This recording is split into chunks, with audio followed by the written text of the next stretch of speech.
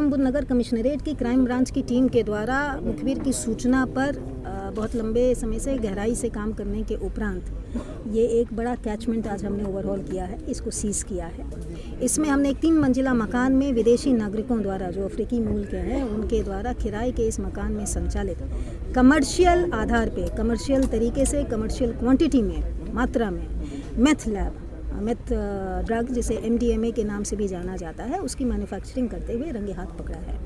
जो रिकवरी हुई है उसमें प्योरेस्ट फॉर्म का वाइट मेथ 46 kgs रिकवरी हुई है।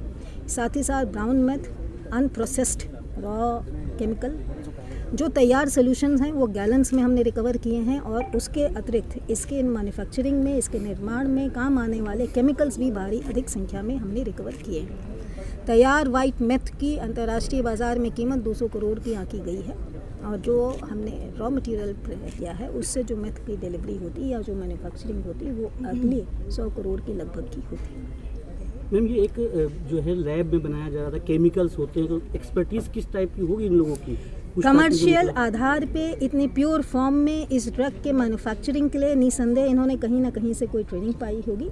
साथ ही साथ जिस प्रकार के अप्रेचस रिकवर हुए हैं, आपके बॉयलर यूनिट्स रिकवर हुए हैं, डिस्टिलेशन यूनिट्स रिकवर हुए हैं, सोल्यूशन तैयार करने के बाद उनके क्रिस्टलाइजेशन के कमर्शियल आधार पे यूनिट्स रिकवर हुए हैं, जो दिखा रहा है कि लंबी अवधि से इसको व्यापक कमर्शियल आधार पे तैयार करने का यहाँ नेटवर्क एक रैकेट चल रहा था। पेमेंट किस मोड पे थे?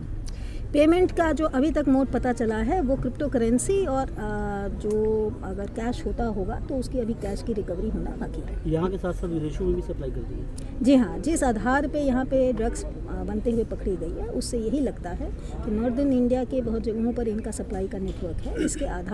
इसके अलावा देश के बाहर भी सप्लाई का नेटवर्क अवश्य है। और भी लोग हो सकते हैं? और भी लोग? जी हाँ, इससे इनकार नहीं किया जाता है क्योंकि जो रिकवरी हुई और इंट्रोगेशन में प्राइमा फेसी जो अब तक बातें आई हैं उससे ये लगता है कि इनके बैकएंड जो हमारे एडेजेस हैं वो काफ़ी लंबे हैं, गहरे हैं।